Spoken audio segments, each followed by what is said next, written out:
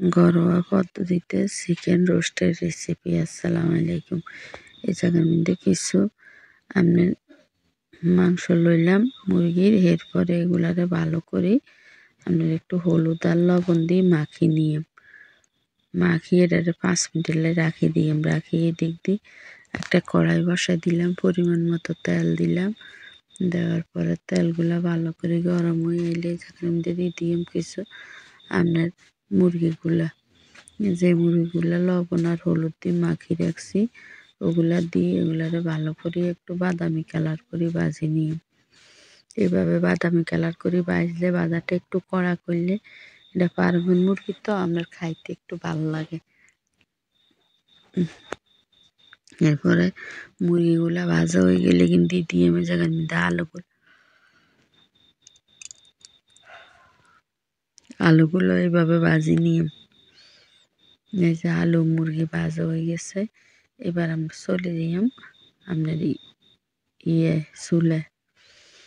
এই যে পরিমাণ মতো আপনার এর মধ্যে 4 চামচের মতো ঘি দিলাম, আর যে আলু আর মুরগিগুলা ভাজছিলাম ওই তেলগুলা দিয়ে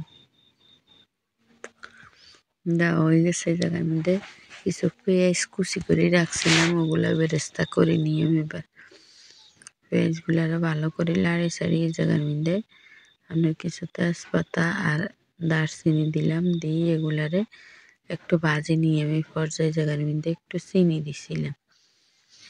আর এদিক দিয়ে কিছু টমেটো আর আপনার কাঁচামরিচ ব্লেন্ডার করে রাখছি এই জায়গায় আছে, কিছু সরিষা, এরপরে আছে নারিকেল, আর আছে আপনার বাদাম, বাদাম।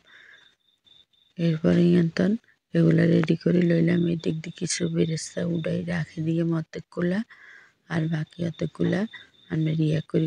এত বেশি কালার করতে গেলে ঠান্ডা হয়ে গেলে আপনার এগুলা হয়ে যাইব, কালা হয়ে যাইব।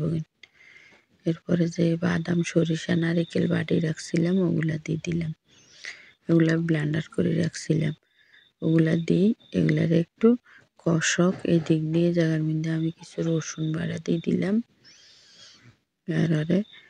একটু দিলাম। এরপরে দিলাম আদা বাটা, দেওয়ার পরে এগুলারা আবার একটু কষাই নেওয়ার পরে যার মধ্যে পরিমাণ মতো লবণ দিলাম, আর দিলাম এই জায়গার মধ্যে আমি অল্প করে পানি, নইলে এটা তলায় লাগি যাইব। এবার ভালো করে এগুলারা কষাইতে থাকি। আমি জায়গার মধ্যে যে আপনার কাঁচামরিচ আর টমেটো ব্লেন্ডার করে রাখছি ওগুলা দিয়ে দিলাম। এগুলা ভালো করে কষানি হইলে এই জায়গার মধ্যে কিছু আপনার জিরার গুঁড়া দিলাম, ধনিয়ার গুঁড়া দিলাম, আর দিলাম এই জায়গার মধ্যে আপনার গরম মশলা গুঁড়া। এরপরে পরিমাণ মতো একটু লবণ দিলাম, দিয়ে আবার এগুলা যতক্ষণ পর্যন্ত তেলটা উপর দিয়ে বাসান দিয়ে না আইব ততক্ষণ পর্যন্ত এগুলারে কষাই নিয়ে, এরপরে এগুলা কিছু মরিচের গুঁড়া দিয়ে এগুলারে ভালো করে কষাইতে আছে। এই দিক দিয়ে যে বেরেস্তা করে রাখছি ওগুলারে একটু জুড়া করে নিচ্ছি। এই যে তেলটা উপরে উঠে গেছে, এবার এগুলা দিয়ে মুরগি আর আলুগুলা এগুলা ভালো করে একটু হইলে জায়গার মধ্যে কিছু কষানি হয়েছে। এবার কিছু দুধের গুঁড়ি গালাই দিলাম, দেওয়ার পরে এগুলারা আবার একটু করে নিয়ে নাড়ি চাড়ি একটু কষাইয়ে এই জায়গার মধ্যে আবার আগে দিয়ে একটু পানি দিয়েছিলাম, দিয়ে এগুলারে ভালো করে আপনার বুনার মতো করে নিয়ে এই যে এবার আপনার কিছু কাঁচামরিচ দিই।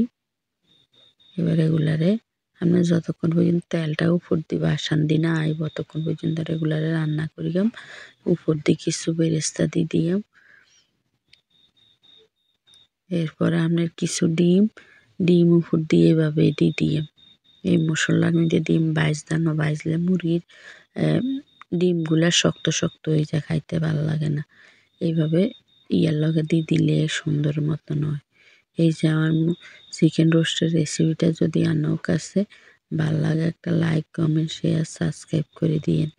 এভাবে একবার হইলেও রান্না করে দেখবেন, খুবই মজা হয় খাইতে।